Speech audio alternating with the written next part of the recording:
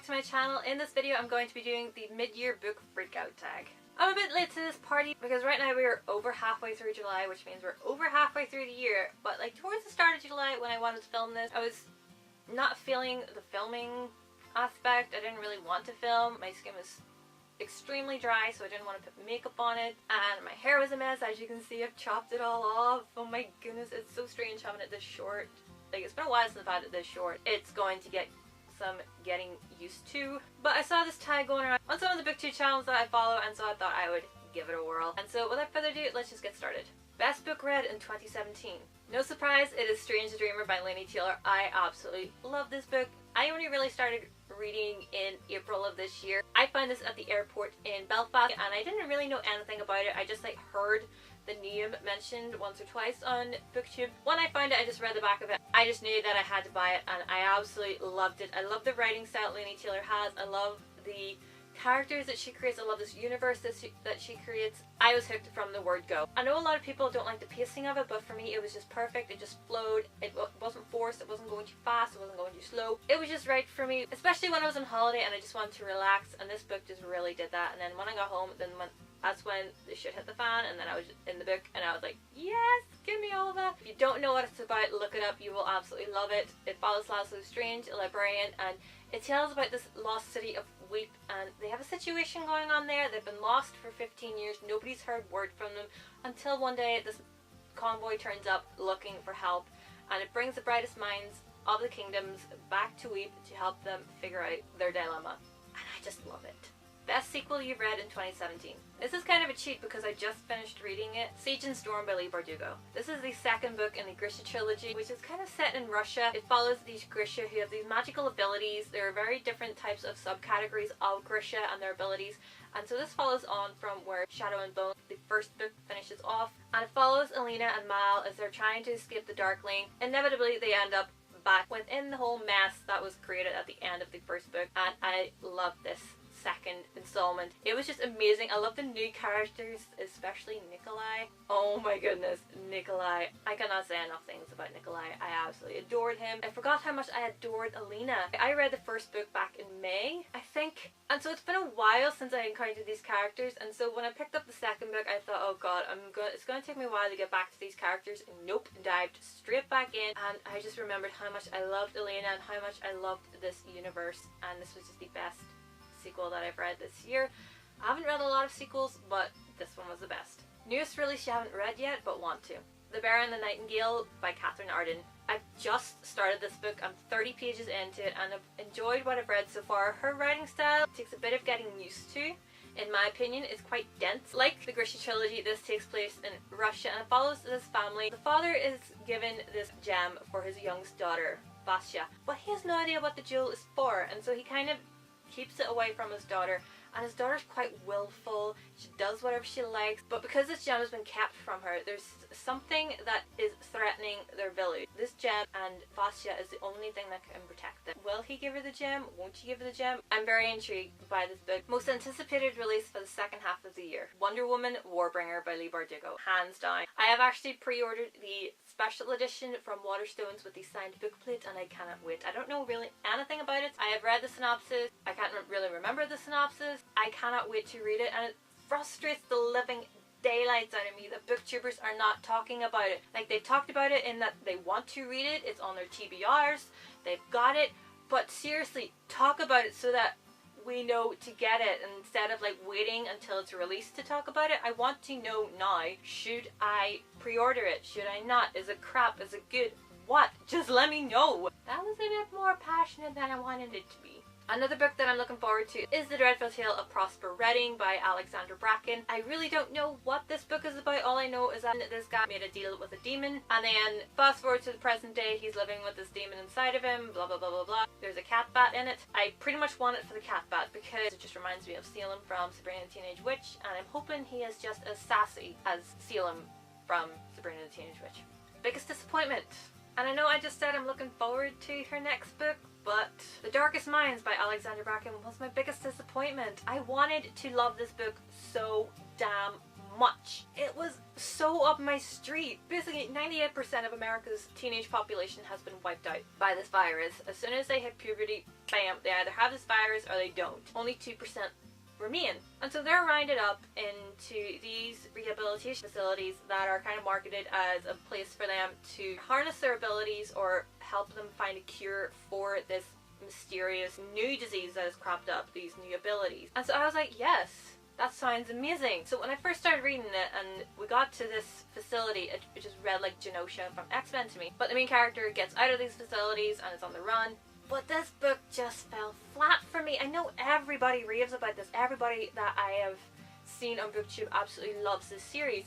But for me, it kind of just fell flat. There were parts of it that I was like, yes, yes, love it, love it. The first 40 pages I absolutely loved. The rest of it, however, I just was disappointed in it. At times I felt nothing happened in it. I was waiting for something cataclysmic or exciting to happen. It didn't.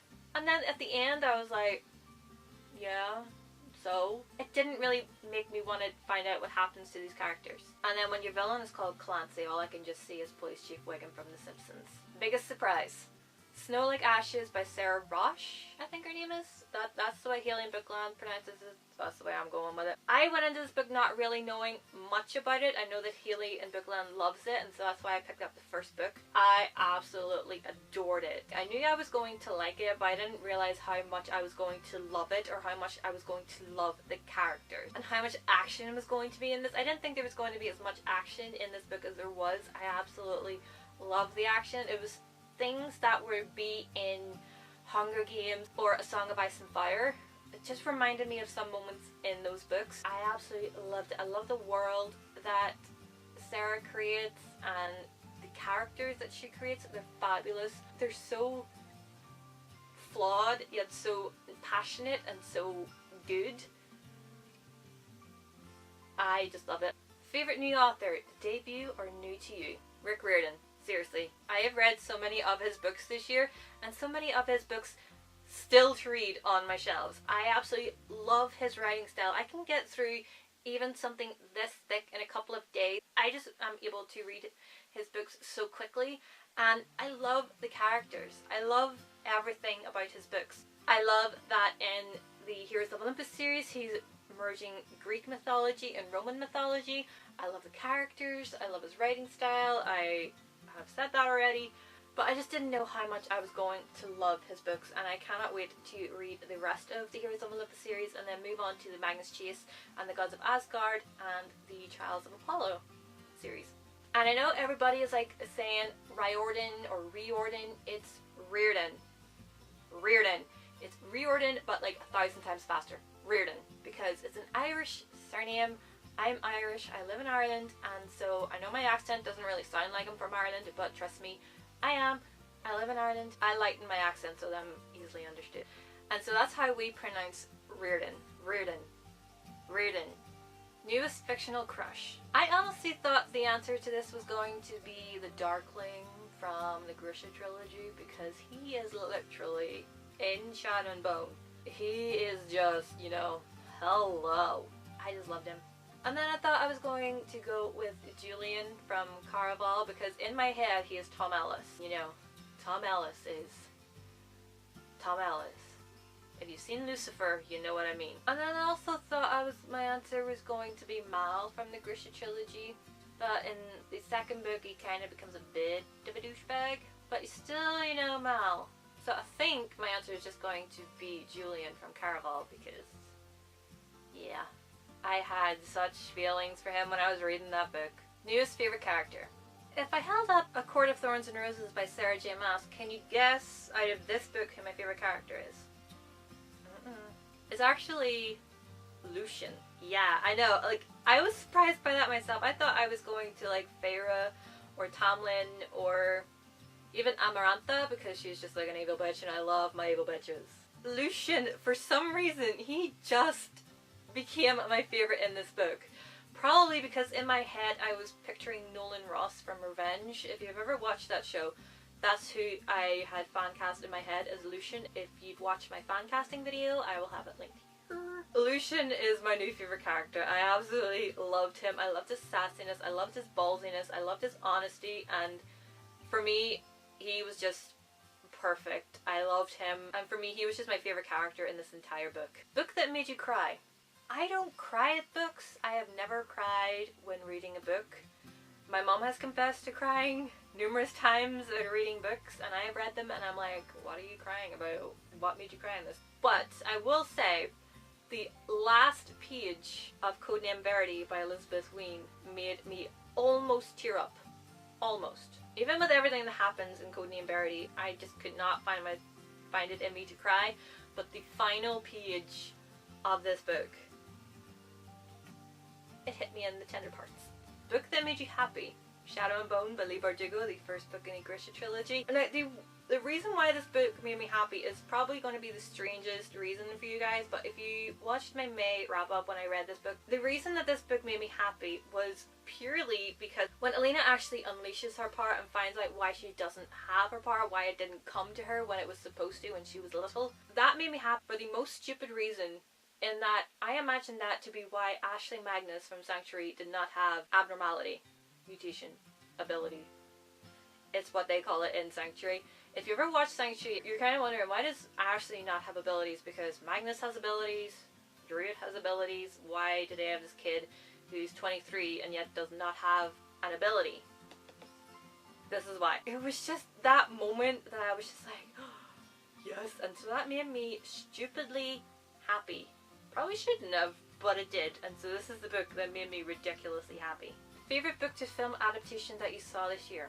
I haven't seen any, at least that are new. I know Everything is coming out in August. I know it came out at the end of June in the US, but for the UK and Ireland it's coming out in August.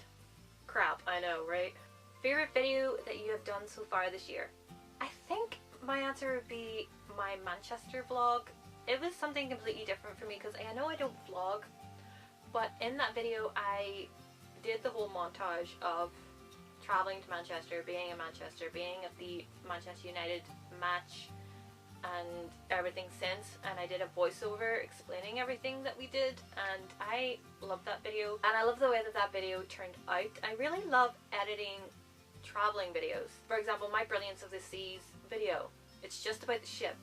That is over 3,000 views. That's crazy. My travel vlog for that trip, like, it's 19 minutes, but I still love that video. My trip to Portugal with my family, like, it was literally about the villa that we were in Lagos, but I still loved it. It's just memories. You're seeing it and you're remembering what you did there. Like seeing these clips, these maybe like 2-second clips, and you're just remembering, oh yes, we were there, and then that's where we got this, and that's where we got that, and then that's where we went to eat. It just triggers all of these memories and feelings again, and that's why I like doing montage vlogs instead of just vlogs. Yeah, that was my favourite video so far. Most beautiful book that you have bought so far this year, or received? The Strange and Beautiful Sorrows of Ava Lavender by Leslie Walton. This book is just beautiful. I love it because it's blue, my favourite colour, and it has this feather on it that's just so intricate, and it has gold foil going through it. I don't know when it picks up on the camera, but it's a beautiful piece of artwork, and then the font of The Beautiful and Strange Sorrows of Ava Lavender is just so striking, and I love it. I thought I was gonna go with Strange a Dreamer, right? I could have because the UK edition is beautiful. It's blue and gold and everything I want in a book. What books do you need to read by the end of the year? Truthfully, my answer could be all of these. I'm just going to show them to you instead of like explaining what they're all about, because I'm pretty sure, like, if you're part of the booktube community, you know what all of these are about anyway, so it's kind of pointless to me trying to explain it, and let's face it, I suck at explaining things. It's okay, I'm saying it, you know? You don't have to. I'm saying it. So the books that I want to have read by the end of the year, not that like all of these don't take priority, but these are the ones that I definitely want to get to. Daughter of the Pirate King by Tricia Levenseller, A Darker Shade of Magic by V.E. Schwab, This Savage Song also by V.E. Schwab, and The Raven Boys Quartet by Maggie Stiefvater, which include The Raven Boys, The Dream Thieves, Blue Lily, Lily Blue, and I got this version of the book because it's blue. I know other versions have it more green in the cover, but I prefer the blue one because it keeps in with the aesthetic. aesthetic of the others, and the Raven King. And that wraps up this video, guys. Thank you so much for watching. This is the mid-year book freakout tag. Give it a thumbs up if you liked it. Subscribe if you're new. I will have the original link to this video down in the description box, along with Haley and Booklands, who I saw this off of originally. And yeah, I will see you in my next video. Bye!